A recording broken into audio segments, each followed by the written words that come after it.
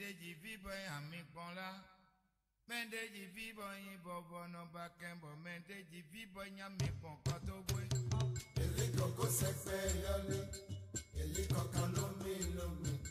Eli koko sefe yoli. Eli koko lomi lomi. Wasonu kumwewe kumwewe. Eli koko lomi lomi. Wasonu kumwewe kumwewe. Awado wele mina jekuli na we.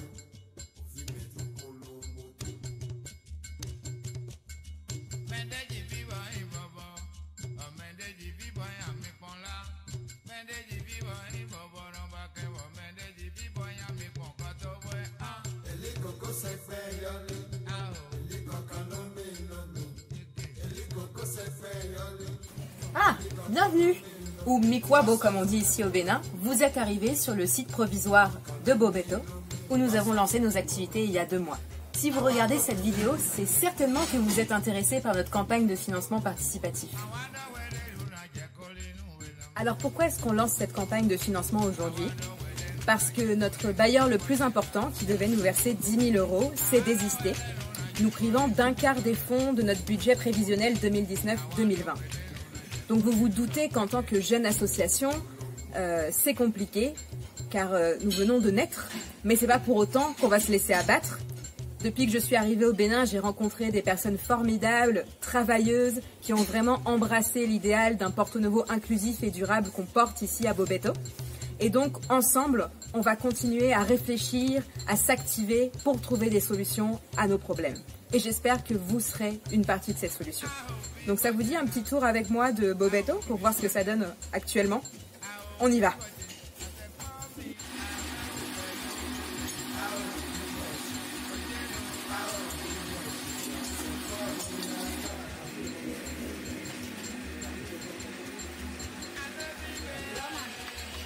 Ici, vous l'avez reconnu, c'est notre unité de fabrication de combustible écologique à partir des déchets de nos 200 ménages bénéficiaires.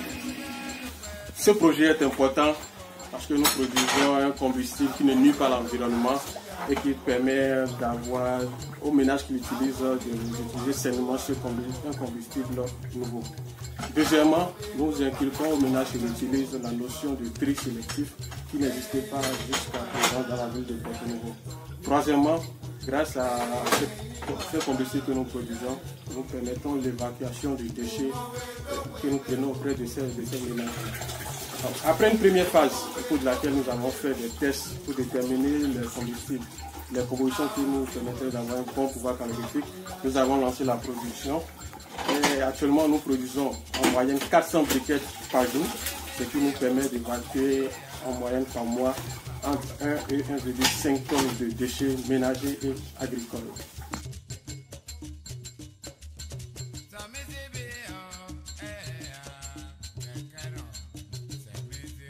Nous plaçons nos bénéficiaires au cœur de notre approche.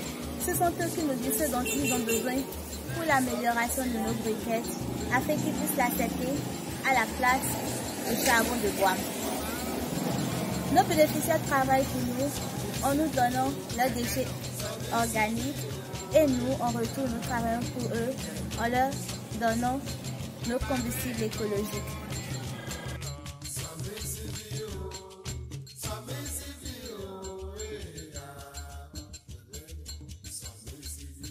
Nous sommes jeunes et face aux difficultés que présente notre environnement, nous avons de grandes ambitions pour cette ville. Ce que nous faisons n'est pas de l'humanité non pérenne.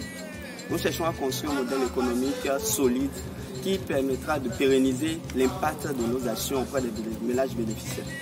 Par exemple, dans notre comptoir du plastique, nous achetons les déchets plastiques directement à la population pour les inciter à considérer ces déchets comme une matière qui gagne à ne pas être jetée négligemment dans la rue. On est très fiers de dire qu'en 1 mois, nous avons collecté 2 tonnes qui auraient certainement fini dans la nature autrement. En l'absence de centre de recyclage au Bénin, nous avons noué des partenariats avec des industriels qui nous permettront d'envoyer ces déchets au recyclage dans d'autres pays. En atteignant les 3 tonnes par mois, nous aurons déjà assuré la pérennité de ce projet, dont les recettes et les dépenses seront équilibrées. On ne parle pas d'une campagne de salubrité qui certes permettra de nettoyer les rues mais sans vraiment changer les habitudes. On parle d'un modèle économique pérenne qui permettra de récupérer les déchets directement à la source chez leurs producteurs et qui donnera des revenus complémentaires à la population. Alors qu'est-ce que vous pouvez faire pour nous aider ? Afin de pouvoir récupérer les déchets chez ceux qui nous les fournissent, il nous faudrait un tricycle avec une vaste benne, comme ceux qu'utilisent les structures de précollecte. Actuellement, on nous en prête gentiment un, mais il est d'une part trop petit, et d'autre part, son propriétaire pourrait en avoir besoin d'un jour à l'autre. Le tricycle adapté à nos besoins nous coûterait entre 1 500 € et 1 800 €.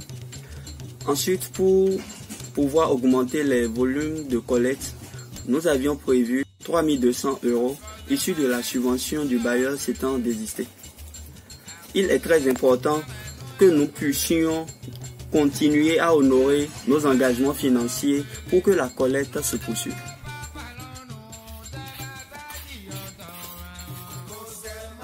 Donc vous avez eu l'occasion de suivre notre projet de valorisation des déchets plastiques en matériaux de construction.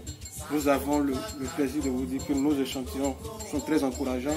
Nous avons réalisé des pavés, des carrélages.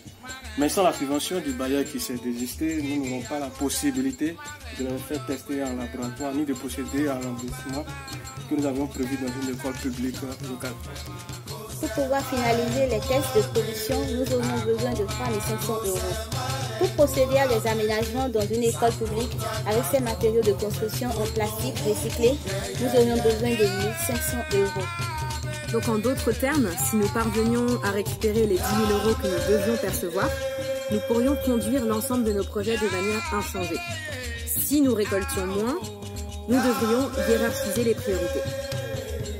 Notre priorité absolue, c'est le comptoir du plastique. Parce que non seulement c'est le projet qui est le plus impactant pour la ville et ses habitants, mais c'est celui aussi qui va nous permettre de nous créer des fonds propres pour pouvoir pérenniser notre action sur le territoire. Que vous nous soutenez ou pas, on ne lâchera rien, mais ce sera plus difficile sans vous. Alors soutenez-nous pour qu'on puisse continuer dans notre lancée.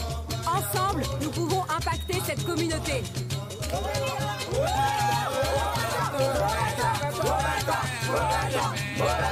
Bogota.